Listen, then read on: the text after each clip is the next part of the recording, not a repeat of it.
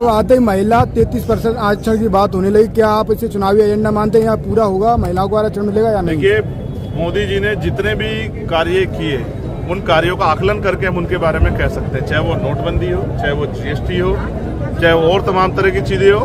उन्होंने झूठ बोलने के सिवा कुछ नहीं किया। मैं तो कह रहा हूँ हम महिला आरक्षण के सबसे बड़े समर्थक हैं। क्यों? क्योंकि डॉक्टर बाबा साहब अम्बेडकर को मानने वाले लोग, जिन्होंने जो बाबा साहब ये कहते हैं कि मैं किसी भी देश की तरक्की उस देश में रहने वाली महिलाओं की तरक्की से मापता हूँ, हम उनके फॉलोवर हैं। हम तो महिला आरक्षण पे बिल्कुल साथ है। हम तो चाहते हैं महिला सशक्त हो, महिला सुरक्षित भी हो। लेकिन आप ये बताओ,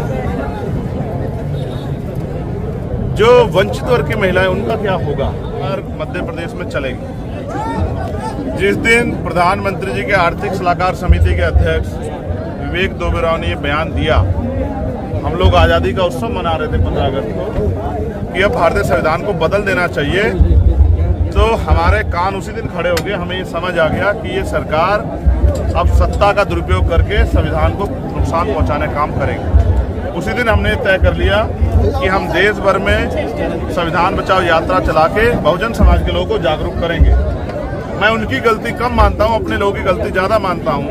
अगर हमारे लोग, बहुजन समाज के लोग समझदार होते तो यहाँ 90% आबादी मध्य प्रदेश में बहुजन समाज की है, लेकिन वो तमाम दलों के पीछे खड़े रहते हैं कि उनको टिकट दे दें, उनको मंत्री बना दें, उनको विधायक बना दें, उनको संसद बना दें। इसका मतलब हम अपनी ताकत को जानते ही नहीं। इसलिए संविधान यात्रा के जरिए पूरे मध्य प्रदेश में हमारे लोग घूम घूम के बहुजन समाज के लोगों को जागरूक करने का काम करेंगे कि संविधान की रक्षा वो करें, इसकी जिम्मेदारी अपने कंधों पर लें और अपनी राजनीतिक ताकत भी बनाएं, जिसके बाद उनको किसी के आगे हाथ ना फैलाना पड़े। ये सभी सरकारें यहाँ थी। आप ये बताओ, 52% ओबीसी को 52% आरक्षण मिलना चाहिए, नहीं मिलना चाहिए? मिल रहा है। सरकार संवैधानिक रूप से 27 की बात करी, लेकिन आपने देखा पंचायत के चुनाव में 27 भी नहीं मिला। ये बात इस बात को स्पष्ट करती है कि ये सरकार पिछड़ा विरोधी है। उसके बाद आदिवासियों को जल जंगल जमीन का अधिकार जो है, जो संविधान के अनुच्छेद 5 देती है, क्या मध्य प्रदेश में मिल रहा है? तो सच ये है कि नहीं मिल रहा है। उनकी तो जमीन भी कब्जा ली जा रही है। और जिस तरह से कास्ट एट्रोसिटी हो रही है, दलितों को मूछे रखने पे, घोड़ी चढ़ने पे, ये तो वही क्षेत्र जहाँ घोड़ी चढ़ने पे रोक लगाई जाती है, जो तमाम तरह से अपमान किया जा रहा है, रेप हत्याएं हो रही है। सब विपक्ष भी यहाँ है, सरकार भी यहाँ, लेकिन हमारे लोग तो सुरक्षित नहीं है। अब हमारे लोगों ने जिम्मेदारी अपने कंधों पर उठा ली कि हमें अपनी रक्षा सुरक्षा स्वयं करनी, और जो सरकार हमें देना चाहती है हम अपनी सरकार बना के स्वयं अपने लोगों को दे सकते हैं। तो सरकार फेल है और इस सरकार से मुक्ति भी जनता चाहती है। उसके साथ साथ आजाद समाज पार्टी हम लोग ताकतवर करना चाहते हैं कि हम लोग हम ये आजाद समाज पार्टी के जरिए इनके जो नेता है वो विधानसभा में जाके जनता की समस्याओं के लिए आवाज उठाएं और जनता की मदद करें। सर, चुनाव आते ही महिला 33% आरक्षण की बात होने लगी। क्या आप इसे चुनावी एजेंडा मानते हैं या पूरा होगा, महिलाओं को आरक्षण मिलेगा या नहीं? देखिए, मोदी जी ने जितने भी कार्य किए उन कार्यों का आकलन करके हम उनके बारे में कह सकते हैं, चाहे वो नोटबंदी हो, चाहे वो जीएसटी हो, चाहे वो और तमाम तरह की चीजें हो। उन्होंने झूठ बोलने के सिवा कुछ नहीं किया। मैं तो कह रहा हूँ हम महिला आरक्षण के सबसे बड़े समर्थक हैं। क्यों? क्योंकि डॉक्टर बाबा साहब अम्बेडकर को मानने वाले लोग, जिन्होंने, जो बाबा साहब ये कहते हैं कि मैं किसी भी देश की तरक्की उस देश में रहने वाली महिलाओं की तरक्की से मापता हूँ, हम उनके फॉलोवर हैं। हम तो महिला आरक्षण पे बिल्कुल साथ है। हम तो चाहते हैं महिला सशक्त हो, महिला सुरक्षित भी हो। लेकिन आप ये बताओ, जो वंचित वर्ग की महिलाएं उनका क्या होगा? हमने ये मांग की है कि सिर्फ लोकसभा विधानसभा में क्यों, राज्यसभा, विधान परिषद, मंत्रिमंडल, तमाम जगह पे महिलाओं को आरक्षण दिया जाए।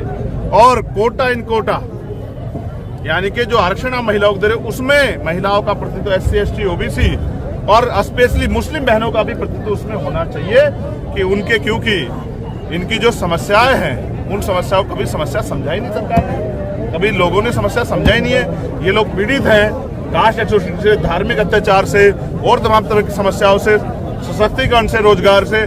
जब इनके बीच के प्रतिनिधि हमारी बहनें जाएंगी तो इनकी समस्या पर बोलेंगी, सदन में जाकर आवाज उठाएंगी, तो शायद इनके लिए कोई हल निकल जाए। वरना पहले से भी महिला प्रतिनिधित्व वहाँ कुछ है, लेकिन इनकी समस्याओं बात नहीं। इसलिए इन वर्गों की महिलाओं को, स्पेशली पिछड़े वर्ग की महिलाओं को, आदिवासी महिलाओं को, मुस्लिम समाज की महिलाओं को, बौद्ध समाज की महिलाओं को, ईसाई समाज की महिलाओं को, सिख समाज की महिलाओं को भी सदन में जाने की हिस्सेदारी मिलनी चाहिए। हमने ये मांग सरकार से रखी। चंद्रशेखर जी, ये जो 1 नेशन 1 इलेक्शन जो चल रहा है अभी मार्केट में, इसको किस नजर से देखते हैं आप? मार्केट में तो ये चल रहा है कि गरीब और गरीब हो रहा है, अमीर और अमीर हो रहा है। मार्केट में ये चल रहा है सरकार को ये भी नहीं पता कि वन नेशन वन इलेक्शन की बात करने वाली सरकार को कि क्या ये अभी तत्कालिक में संभव है, ये भी नहीं पता सरकार को। क्या मध्य प्रदेश की हर सीटों पर चुनाव लड़ाया जाएगा कि या एन वक्त पे किसी आज पार्टी से हमारी गठबंधन किया पहली जाएगा? सूची जारी की जा रही। आज हम लोग 6 बजे के लगभग अपनी पहली सूची जारी करेंगे। लगातार हम लोग अपनी सूची जारी करते रहेंगे। हमें अपने दम पे चुनाव लड़ना है, क्योंकि हमने ये महसूस किया कि आज के जो हालात है वो तमाम राजनीतिक दलों के यहाँ रहते हुए, और जिनकी बात आप कर रहे हैं कि अगर हमारे लोगों ने पिछली बार भारतीय जनता पार्टी को रोकने के लिए कांग्रेस को वोट दिया, लेकिन आपने देखा कांग्रेस अपनी सरकार खुद ही नहीं बचा पाई। उनके लोगों के अंदर वो ईमानदारी, वो समर्पण है ही नहीं जिन लोगों के प्रति जिनसे वोट लेते हैं। उसका परिणाम क्या हुआ?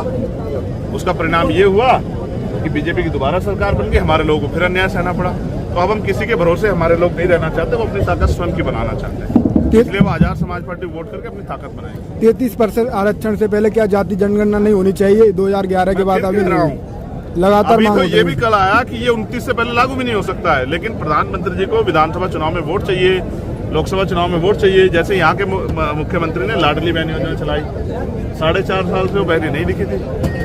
अब चुनाव से 6 महीने पहले वो बहनें दिखी। और मैं पूछना चाहता हूँ मुख्यमंत्री जी को, 1250 रुपए में तो आपका चूल्हा भी नहीं, गैस भी पूरा नहीं हो रहा है, तो राशन कहाँ से आएगा? और 4-6 महीने राशन भी दे दोगे, चुनाव के बाद इनसे टैक्स बढ़ा के फिर इनके खून भी लूटने काम करोगे, छीनने काम करोगे, खून से खाल से खींचने काम करोगे। ये अब चलेगा नहीं। पहले क्या होता था कि वोट को खरीदने के लिए पैसे का प्रयोग चुपचाप किया जाता था रात के अंधेरे में। आज सरेआम वोट को खरीदने का प्रयोग किया जा रहा है। वो इसलिए कि जिससे कि लोग अपनी वोट इनको सौंप दे और ये उस वोट के जरिए ताकत में आके उन लोगों के सारे अधिकार छीन ले। जनता बेवकूफ नहीं रही। मैंने लोगों से कहा इनका पैसा भी ले लो, ये और पैसा देना है वो भी ले लो।